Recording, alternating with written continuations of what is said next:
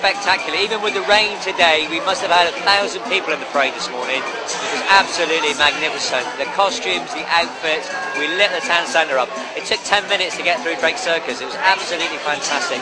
And as you can see, the rain's gone off now. I'm waiting for the sun to come out because it's going to shine in a minute.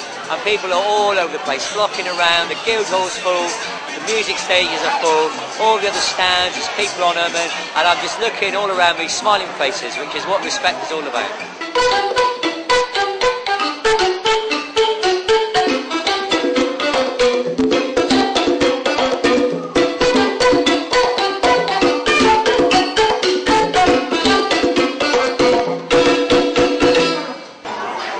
It's really good. Like, it shows that Plymouth is multicultural. Well, basically, we're here and everybody's combining all their culture together. And in our Still Here, we're asking people to try different cultures.